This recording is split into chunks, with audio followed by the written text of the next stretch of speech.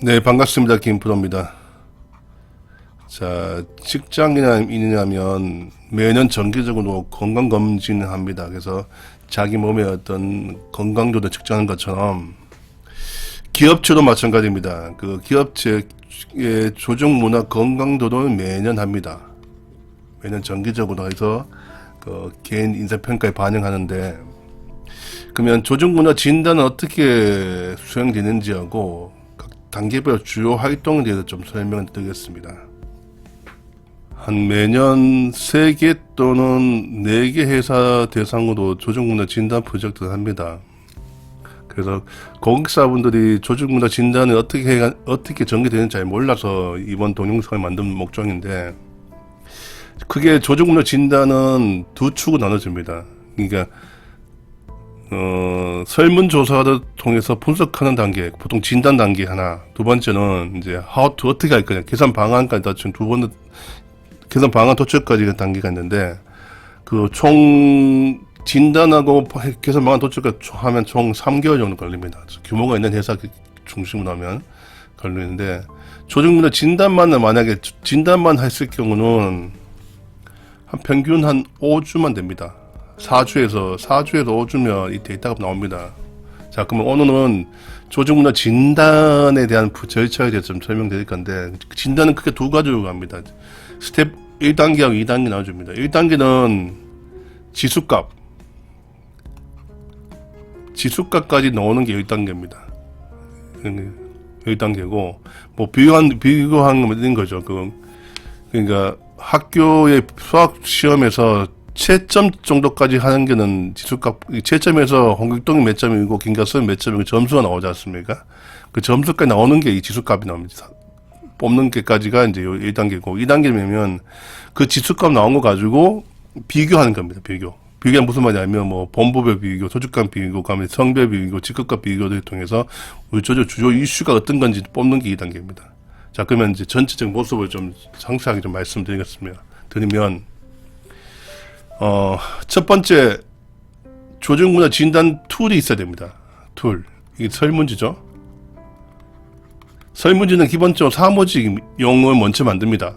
사무직 용어의 프로토타입으로 잡고, 요게 사무직 용이고, 그게 두 번째, 사무직이 완성되면 이걸 가지고 이제 생산직을 맞추셔야 돼요. 그래서 생산직용 설문지 따로 만들고 사무직용 따로 만드는 게 아니고, 사무직을 기본적으로 표준을 잡고, 그리고 생산직은 사무직을 가지고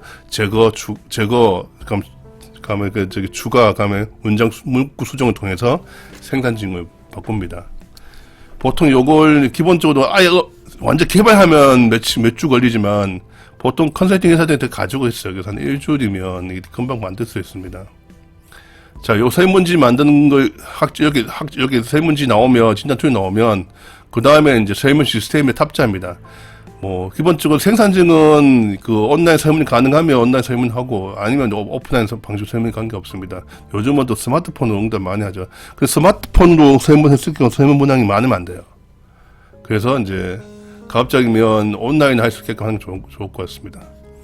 자, 그러면, 온라인은 보통 시스템에 탑재하는데 이틀 걸립니다.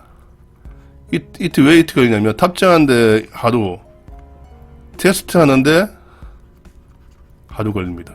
그래서 설문지 만들어서 발송했을 경우 정상적으로 고객사에 있는 담당자한테 수신되는지, 또 링크 되는지를 확인하는 그 작업이 있습니다.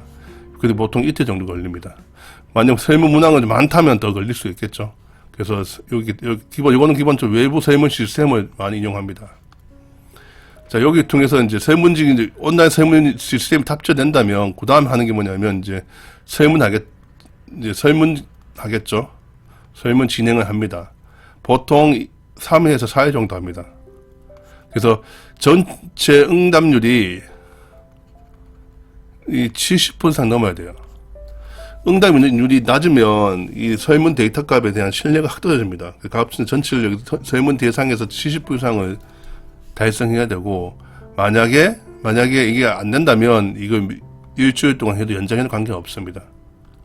요때 설문할 때 뭐 하냐면, 컨설팅 회사는 블랭크 차트 보고서에 작성합니다. 이때 보고서 작성해서 고객 담당자하고 합의합니다. 보고서 이게 분석 보고서는 이렇게 흘러갑니다. 라는 실제 보고서 포맷을 싹 만드는 거예요. 만들어서 요때 요 사이에 설문할 때 합의하는 거예요. 합의 끝나면 이제 설문 기간 끝나면 이제 시스템 전산 시스템에다가 여기 시스템에서 로데이터를 받습니다. 설문 로데이터를 받습니다. 이렇게 뭐 숫자 의미 없는 숫자죠. 막 받아요. 그대로 사용하지 않고 허수값을 제거해 주셔야 돼요. 허수값을 하면 34 또는 2 이렇게 패턴이 있는 것들이 있어요. 그럼 패턴이 있는 데이터는 다 삭제하셔야 됩니다. 개인별로. 조금 시간이 많이 걸리죠. 그리고 요거 패턴을 제거한 서수값을 가지고 1차 지수값을 얻는 거예요. 인구 통계학별로. 통계학은 소속별로, 아니면 뭐 직급별로, 아니면 남녀 성별로 각각의 항목별로 지수값을 이렇게 만들어 주셔야 됩니다. 여기까지 이제 딱 해야 됩니다. 1단계로. 이게 있으면 그 다음 단계부터는 비교 분석입니다. 여기 상세 분석은 핵심 비교 분석이에요. 그다음 조직간 비교, 그다음에 직급간 비교, 그다음에 또 남녀 성별 간 비교, 또 패턴이 다른 경우, 다양한 기준급, 전사 평균 대비 비교, 다양한 비교를 통해서 우리 조직의 강점과 취약점을 추출해야 돼요. 그래서 이때는 조금 시간이 많이 걸립니다. 이게. 그래서 이 강점과 취약점을 가지고 전사 차원의 주요 이슈를 도출해야 됩니다. 그래서 전사 차원의 핵심적인 문제가 뭔지를 찾아내는 게 조직문화 진단의 최종 산출물입니다. 자, 주요 이슈만 넣으면 이걸 분석 결과 보고서, 분석 보고서 형태로 이게 만드셔야 됩니다. 그래서 2번, 5, 6, 7은 동시에 같이 하는 거예요. 다행히 7번은 블랭크 차트 보고서가 있으니까 어느 정도 쉽게 만들 수 있는 거죠. 그래서 이 PPT 보고서 형태로 미리 블랭크 차트 보고서를 합의하고 그걸 돼가지고 데이터 분석해서 헤드 메시지 얻고 요약하고 추출해보면 하면 전사찬 주요 이슈가 딱 나와요. 그래서 뭐가 문제인데 라고 뭐가 문제입니다 라고 명시 딱 하는 게 최종 조직문화 진단의 최종 산출문입니다. 그래서 여기까지가 짧게 하면 4주, 보통 5주도 보셔야 돼요. 5주. 여기까지 4번까지 하는 데는 시간 별로 안 걸립니다. 안 걸리고 보통 조직문화 진단 툴만 개발하는데 일주일 정도 걸립니다. 일주일하고 2주 하면 이게 한 2에서 3주만 데이터가 나옵니다. 그래서 한 일주일 정도 상세 분석을 해서 이런 결과치가 나요. 레포트가 나오게 되는 거죠. 이렇게 해서 전체적인 조직문화 진단 프로젝트가 수행됩니다.